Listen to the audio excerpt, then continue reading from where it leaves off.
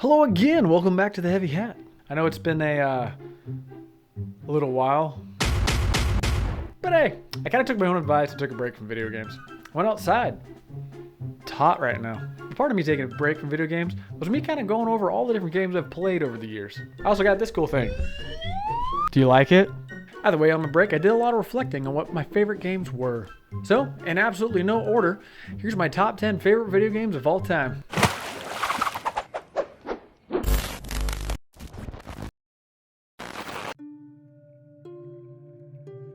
Number 10, we've got Assassin's Creed Odyssey. Now I get it, this wasn't everybody's favorite one, but to me, this is pretty darn good. Assassin's Creed is a weird one. You've got two different camps of thought on this. You got people on one side that are like, this is not Assassin's Creed! I hate it! I don't know what accent that was, but yeah. On the other side, they're like, hey cool, I love the fact that it's an RPG now. Sorry to disappoint anybody, but I'm on the other side. I actually really enjoy the RPG aspects of it. I get it's kind of weird it's got the same name because you're not really exactly an assassin anymore. You're kind of just a warrior. But Assassin's Creed Odyssey had everything that I enjoyed about the game.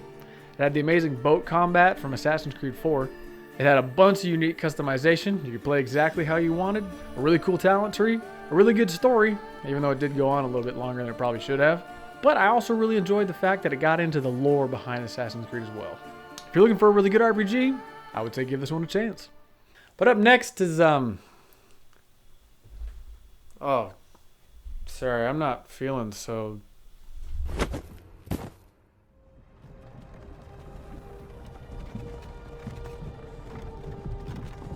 Hey, you're finally awake. Yeah, it's Skyrim. Let's just be honest, every one of us has played this game, and it's pretty darn good. I think I have like 300 hours into this game, and probably 250 of it are breaking it with mods. But that's one of the coolest things about this game, and any Bethesda game, honestly, is the mod support. Bethesda puts out a game that's about 80% of the way done, leaves it to the rest of the community to finish. But truth be told, as far as an Elder Scrolls game goes, this is phenomenal. And you can play it on every single system you could possibly think of now. Todd Howard has released it on everything short of a Samsung fridge. But really, what can you even say about Skyrim that hasn't already been said? Bethesda's been selling this thing for almost 12 years at this point.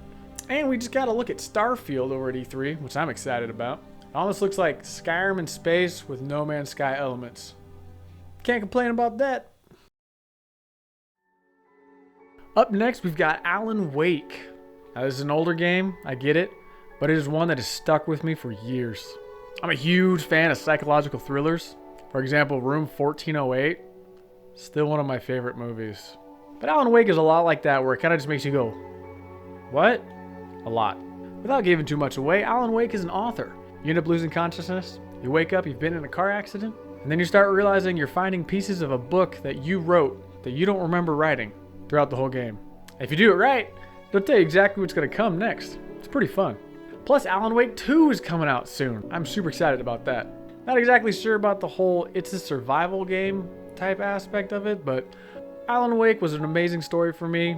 I also loved the Alan Wake expansion and Control. If you haven't played that, that was pretty darn good. But like I said, I'm a sucker for psychological thrillers. So if you haven't played it, give it a chance. You can probably get it on Steam for like $4 these days too. This next one's kind of a throwback, but I guarantee it's on a lot of people's lists. It's the Legend of Zelda Ocarina of Time. I'll be honest, this is like my classic childhood game. It's actually one of the first open world games I ever played too. I remember watching the news when I was a kid. And when it first came out, I was watching a news report of some kid in the 90s playing it in the back of a news reporter's van. Which is kind of creepy if you think about that today. I don't think that'd fly in 2022, but you know. I actually got this for Christmas that year, and I was in Portland, Oregon, and I lived in Southern California. So I genuinely think I reread the instruction guide about 100 times on the 22-hour drive back. We'll say I was a little excited.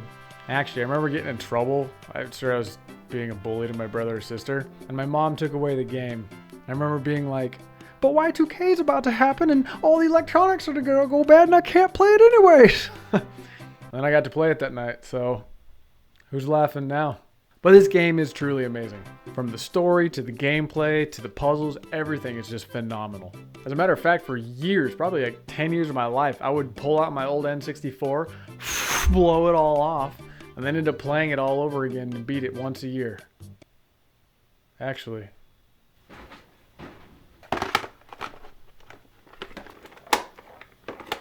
Where is it? Jeez, you can't tell me I let someone borrow it and I never got it back. Well, that's depressing. At least I got Donkey Kong 64 still.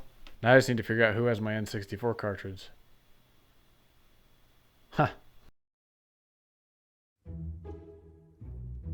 Next up on this list, and it might not surprise many of you, it's Guild Wars 2. Those of you that have followed me for a while know that I originally came from World of Warcraft. I was in the top 25 US rating guild in 2008. But once I got tired of having a second job as a game, I ended up switching over to Guild Wars 2 in 2011. And absolutely loved it. My honest opinion, if you're wanting to play an MMO, Guild Wars 2 is probably the best one out there. The character customization blows other MMOs out of the water. The combat is phenomenal. It's fluid, action, it's amazing. The story's not bad. The graphics are pretty nice. And it's got the nicest community on the planet. If you want more information on Guild Wars 2 or want some silly videos, I've got a lot on this channel. Up next is The Legend of Zelda Breath of the Wild. In my honest opinion, this is probably the best game Nintendo's come out with in a lot of years. Yes, I am a sucker for Zelda games. There's actually 2 on this list at this point. But this game, its art style, everything, the gameplay was just phenomenal.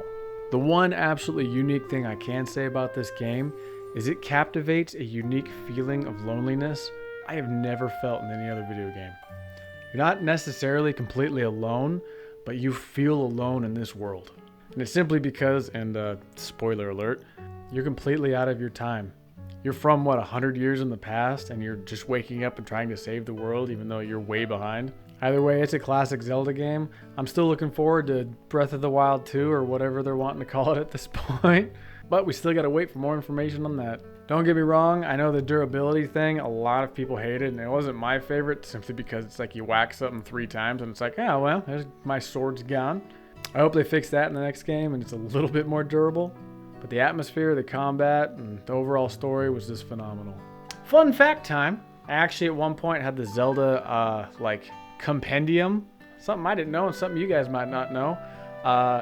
Technically, all of the Zeldas and all of the Links are different people. I always thought it was just like retelling the story in a different timeline or something. I don't. Either way, apparently, according to Nintendo, this whole Triforce thing just repeats itself every 1,000 years. So Hyrule just comes, goes, comes back, goes. Link comes, Zelda comes, Ganon comes. Kind of interesting. Feel free to post in the comments if you have more information on that, because my information is probably a little dated. Here's one that might come as a surprise to a lot of people, but it's Bioshock Infinite. I love this game. Don't get me wrong, I love the original Bioshock. I think it's great, but this is Bioshock without the horror elements. Nothing against horror, I just liked this one better. A lot of people don't like it because it wasn't a horror game, and they actually call it the Disney Princess version of Bioshock, which is insulting. Even though it's got kind of a Disney princess in it, I'll give them that. But if you've played through the whole story, it is an utter mind twist. Quite literally, at the end of the game, this was me. He's Zachary Comstock. He's Booker DeWitt. What? Both. What? I even had to look up the ending after I beat it because I was like, wait a minute, we're the same person? But if you have not played that, or if you've only played the first one, I recommend this one. It's really good. Up next, we've got Divinity Sin 2. This is the only isometric game on this list. To be honest, I'm usually not a fan of those, but this game is phenomenal. One of my favorite things about this game is very similar to one of my favorite things about Elder Scrolls Skyrim, is the mods. You go on the Steam Workshop, you can download hundreds of mods for this game and play it however you want. There's so many unique classes and really interesting ways to play. And that's outside the fact that the base game is phenomenal as it is. With all that customization, the replay value is through the roof. You have all these different set characters and they all have different backstories, and every single choice you have has a consequence. You can do the same exact fight 20 different ways. It's amazing. Another thing I really enjoyed about it is that it's a beautifully crafted world and that most of the storytelling is through a narrator. It caught me off guard the first time because I was like, who's talking? But once I got into it and really treated it more like, hey, I'm playing a novel, it was really fun. And I'd recommend it to anybody. This one's probably not a surprise, but it's The Witcher 3. I actually did a whole video about how this game ruined a bunch of other games for me. Feel free to check it out. But to me, it is one of the most immersive fantasy games ever made. One of my favorite things about it is normally when you take fantasy games, it's like elves, wizards, warlocks, monsters, stuff like that. It's all fairy tale-esque. This game and the lore behind this game takes it to a point where this is exactly what it would be like if it was real. Meaning if there were elves here, humans are racist pieces of crap still. They'd probably be racist against elves. Elves would probably be racist against humans. There'd be weird interspecies relationships too, I guess. But it's much more gritty versus like, oh, everybody's at peace, but we kind of don't like each other type of a thing. It's like, no, there's wars, there's a lot of crap going on, it's dirty, and you're a monster killer. Pretty fun. Another one of my favorite things about this is the music. It's unique compared to almost any other game out there. Most other RPGs or really big games like this have like an orchestra background. Most of the music in this game was done by one band. It's pretty nice. Let alone the fact that the DLCs are quite honestly like giant games in themselves. I think Blood and Wine is like 20 hours long for a DLC. It's amazing. Oh, you can get the base game and all the expansions for like 15 bucks now. I'm currently replaying it right now, and if you haven't, I recommend it. Last but not least, by any stretch of the imagination, is Red Dead Redemption 2. This game is hard to explain. Red Dead Redemption 2 has some of the most believable, well-written characters I have ever played in my entire life. Most of the time I had forgotten I was playing a video game. It was almost like I was watching a show. In my honest opinion, Arthur Morgan is probably the best character that has ever been written. As a matter of fact, you see that? I drew that. This is how much I like that game. Boy. Good boy. Nicely done, boy. Easy, boy. I'm actually currently also drawing Sadie too from the game, but it's gonna take a while.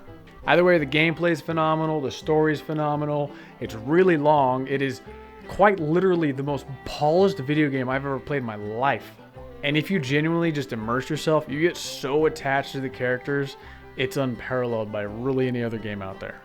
Either way, guys, these are my top 10 lists. I'm sure some of them you disagree with, some of them you do agree with, so post down below what are your favorite top 10 games. I really do want to hear them because, hey, we're all gamers. We do play a bunch of different games. And if you haven't played any of the ones on this list, I highly recommend them. They are a lot of fun. If you have any ideas for videos, please write down in the comments as well. But other than that, guys, as always, have fun.